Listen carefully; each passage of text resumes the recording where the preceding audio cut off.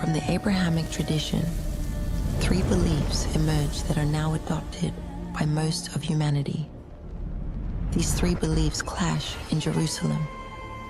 Judaism mourns the destruction of its temple and awaits the Messiah in the Promised Land. Christianity calls holy the land where Jesus is said to have been buried. And Islam built Al-Aqsa Mosque, where Muhammad is said to have ascended to heaven. Our sacred texts teach that Abraham had 2 sons, Isaac and Ishmael.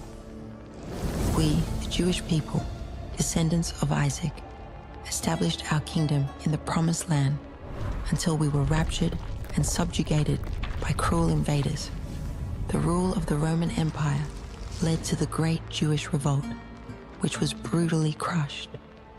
They erased Judea and gave another name to our land, Palestine. For centuries, we lived persecuted around the world, strengthening the Zionist movement, which fights for our return. In the First Great War, a newfound ally renewed our hope. Echoing our cries for statehood, the British Empire promised its support for the creation in Palestine of a national home for the Jewish people.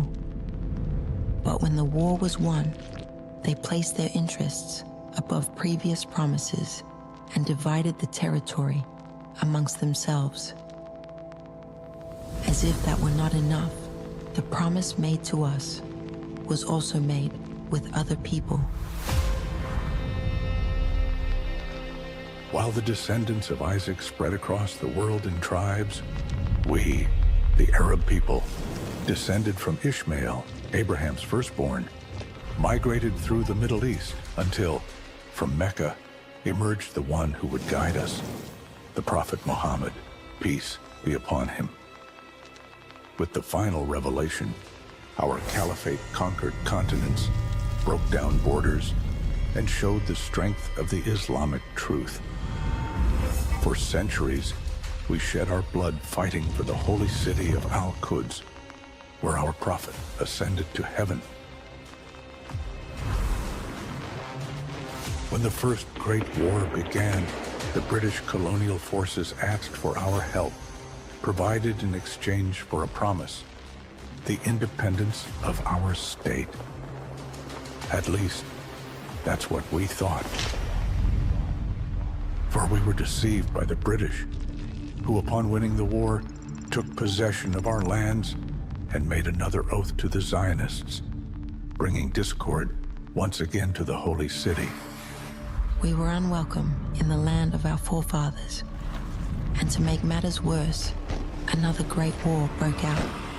After the atrocities committed in World War II and the attempted genocide that killed 6 million Jews, a promise was made: never again. Finally, the world recognized the need for the Jewish people to have their own country. The United Nations proposed the recognition of the Promised Land as our sovereign state, even if it was just a fraction of it. And to maintain peace, the division of the territory into 2 independent states, Israel for the Jews and Palestine for the Palestinian Arabs. But the Arabs rejected the proposal.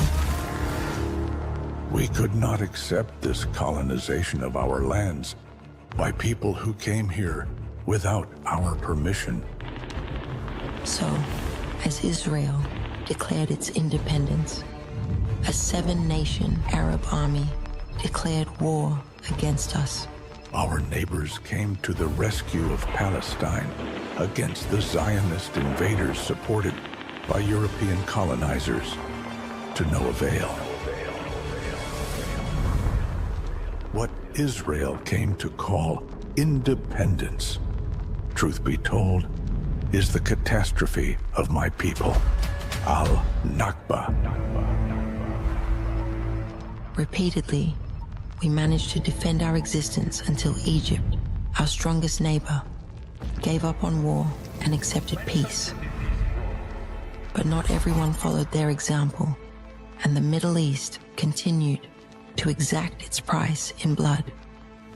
With the weakening of our Arab brothers, new resistance movements emerged, willing to martyr themselves to defeat the Zionists.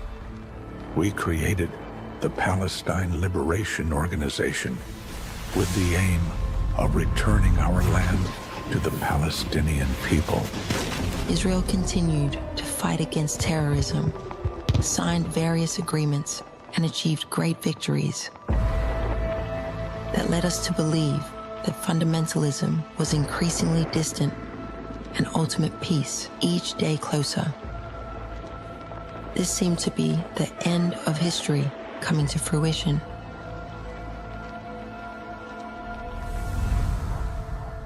Alas, an ominous threat still lurked in the shadows, watching, praying, and preparing.